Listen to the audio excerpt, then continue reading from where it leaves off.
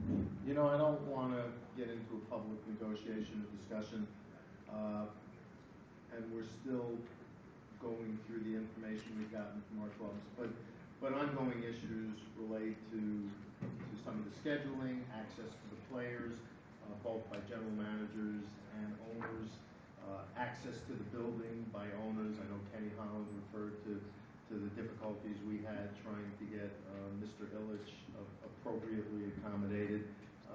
Those may sound like little things, and they are, but there's a longer list, and at the appropriate time, we'll go through them item by item with IHF and the IOC. On your right. What's your response to, I guess, say the mindset out there that if you have fans, let's say with the Maple Leafs, who haven't been able to enjoy their team, even get to the playoffs, at least with the Olympics, they can actually watch some of their players at the Olympics. What's your response to that defense? Well, the answer is I don't have a response other than I can give you the devil's advocate response.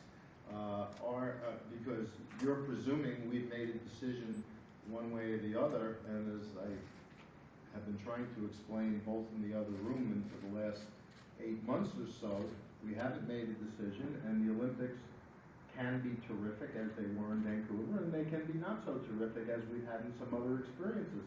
The fact is, as among our fans, as we poll them on a regular basis, again, it's a mixed bag as to whether or not they think we should go there, because in the final analysis, you can ask the same question about a team that was in first place going into the Olympic break and then loses a couple of players or comes back with 10 of its players banged up and doesn't make the playoffs. And those are part of the issues that clubs are worried about. Senator? You've made your dissatisfaction with the long-term contract pretty clear for the years. Do you gain any satisfaction in the struggles that the Global Gentlemen Camp are having in working on? No satisfaction whatsoever. The fact of the matter is that we believe that contract clearly was a circumvention, and whether or not people agree with that decision, the independent arbitrator who heard the case agreed that it was a circumvention. I'd rather that there never be circumventions. And if you know, based on the history, we don't go out of our way to disapprove contracts. That's not what we typically try to do. And in fact, you know, there was some level of criticism and lawyerly debate over whether or not, because we had let some other contracts go is a loose word because we did reserve our rights and we are conducting investigations. But the fact is, when we try to be flexible, it gets thrown up against us. But in the final analysis, that contract was found to be a circumvention, and I don't take any satisfaction in that. On your left. Gary, often the league cites the 14 or 16-day break for the Olympics as a potential problem. Earlier today, your Cooperman, who used to work with Western clubs, in effect, pointed out that Western clubs always take long road trips, a couple of weeks, and it's not a factor in their performance. How do you respond to that assertion? Well, I'm not sure that I'm getting it in the full context. The fact is, they're still playing. And you see, the point that you're missing is some of our NHL clubs send 9 or 10 players, and some of our clubs, NHL clubs, send 1 or 2 players, and when they come back, the teams are not in the same condition as when they left. Some are better rested than others. Right, sorry. Yeah, the context he was saying, mentioning it in was that it hurt viewership, hurt interest in the team. I'm sorry, I couldn't hear. What? Well, in response to the argument that a long break would hurt interest in the NHL, he said that there's no loss in interest. Oh, by the way, that's not true.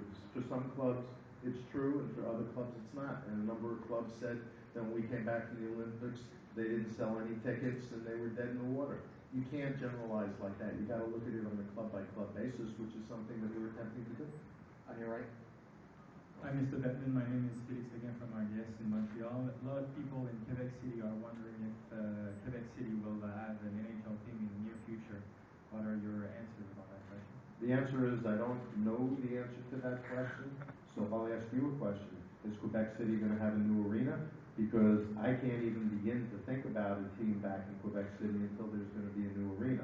Under the right circumstances, right ownership, right arena situation, availability of a franchise, If we can undo some of the things that have happened and make them right, that would be a good thing, as I've repeatedly said, but in the final analysis, there can't be any discussion of Quebec City without a new arena. If they promise you a building, would you let the team play in the old Coliseum for 1 or 2 years and after that move in the new building? That requires me to speculate on there'll be a new building and what the timing it'll be. I'm not prepared to get that specific right now. On your left.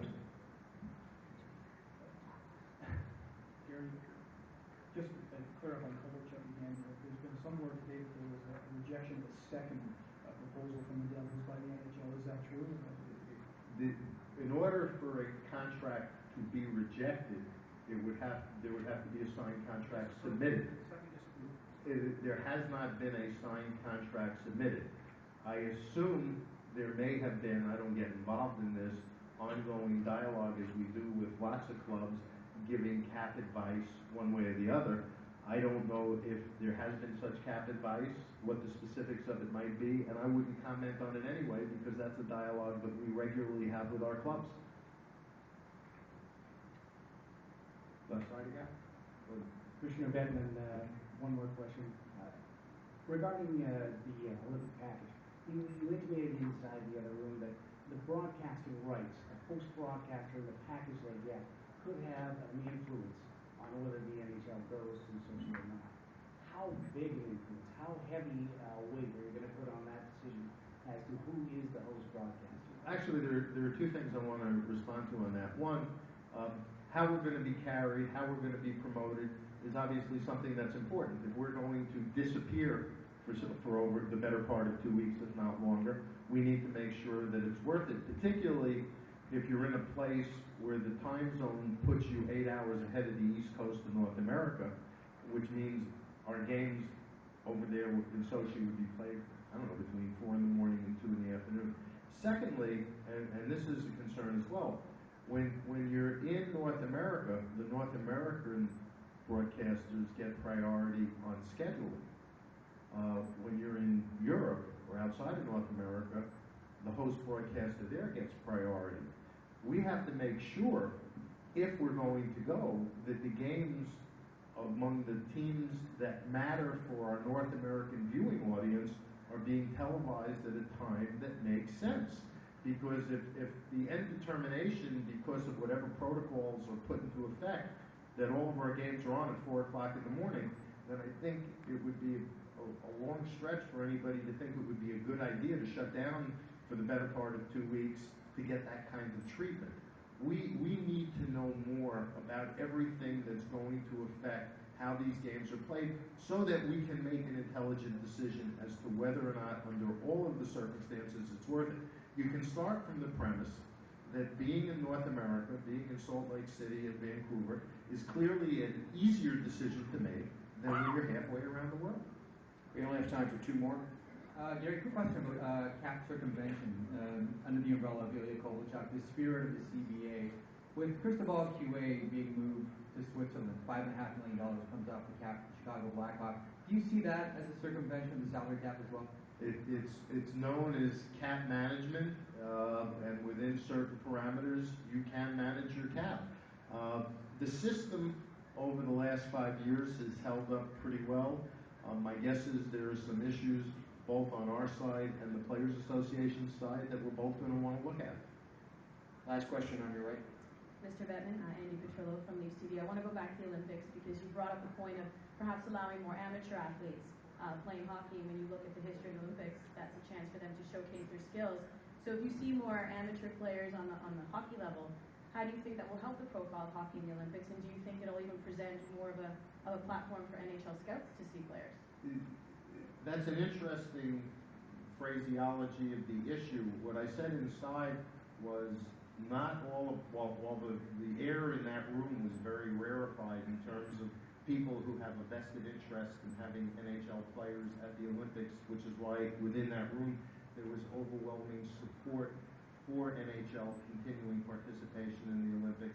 The fact of the matter is, among the research we get from our fans and the responses we get, it's a mixed bag. Some don't like the disruption of our season, And some fans believe that professionals shouldn't be at the Olympics, and that as a result you should be sending youngsters so that, to coin a phrase, you get another possible miracle on ice, which you don't get under the current circumstances. I'm not endorsing it or debating it. I'm simply telling you what some of the responses are that we get. Thank you, Commissioner. Thank you all.